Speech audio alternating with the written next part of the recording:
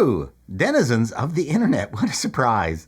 YouTube is ablaze with videos commenting on the DEI rot in Hollywood. Somehow, Hollywood doesn't realize quotas are illegal, and we're waiting for someone to sue a studio or two, but that won't be necessary as I have solved the Hollywood DEI problem. I just hope Hollywood will be listening to me in time to avoid legal action. Even better, they should just pay me. DEI has become a big cause celeb because of the attention brought to it by Elon Musk using his considerable influence on Twitter X.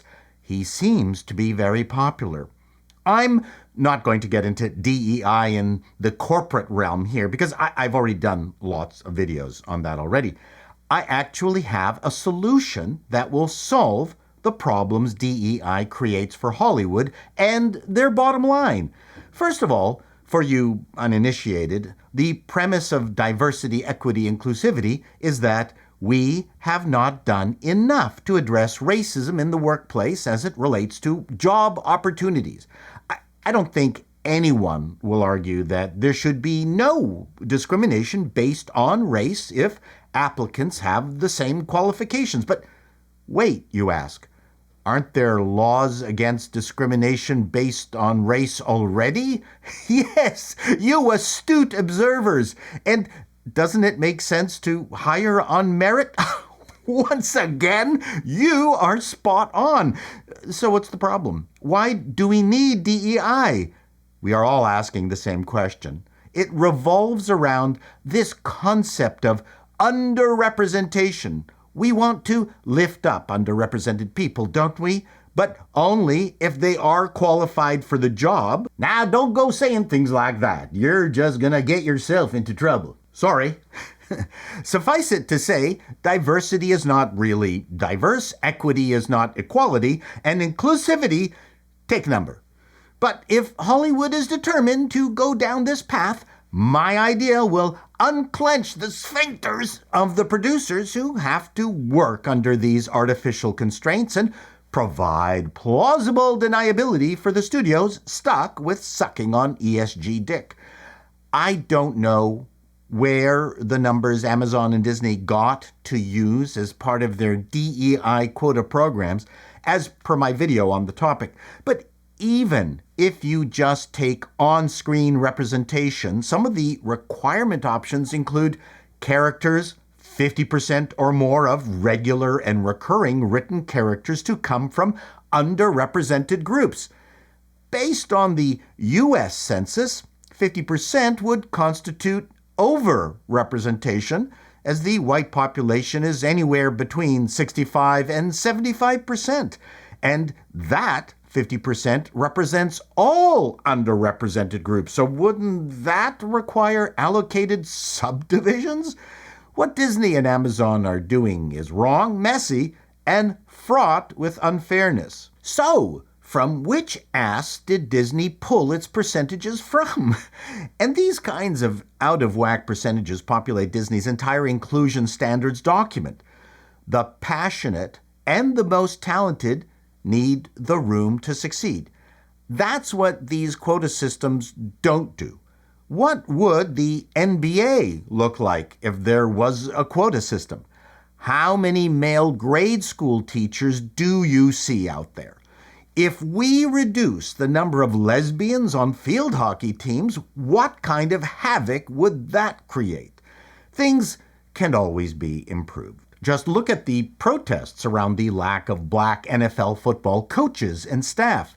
That has clearly gotten better, and it definitely needed to.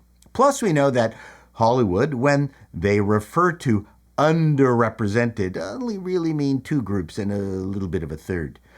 I'll leave that to your imagination. As a Canadian, I have no idea what your reparations protests are all about, but just based on American commercials that I see, African Americans are all living in houses much bigger than mine. I warned you not to go there. Oops. Sorry.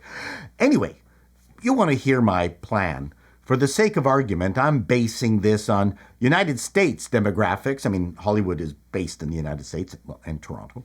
The system works based on a rolling 5-year program because not all proposed movies or TV shows come out when greenlit, and it also takes time to produce them. The idea is that Hollywood takes the aggregated DEI scores across all movies, every above-the-line and below-the-line job. Each production would register with a central database the proposed casting and hiring decisions based on original character descriptions in the script at the time and any individuals you want to work with. The database will get updated as positions are filled out. On aggregate, all productions over the rolling 5 years must, at the minimum, hit population targets. The underrepresented can take from the majority, but not the other way around. There would be exemptions for historical productions. The advantage of this system is that you are still working with the best people you can get and not filling a writer's room with unqualified minorities for the sole purpose of hitting quotas, which has got to make the DEI hires feel shitty and the senior writers resentful. Creating art should be a positive experience, and it would be more reflective of the actual U.S. demographics. If you want to do a Little House on the Prairie movie, you won't have any pressure to race and gender swap Laura Ingalls. So, without getting into more details, that's the plan in a nutshell. Any group that does feel underrepresented should then concentrate on increasing their pool size of experienced individuals through education and working on smaller projects. No single production will have to take on the responsibility of fulfilling a quota system, and the studios won't be guessing endlessly. You won't get the DEI hire scarlet letter.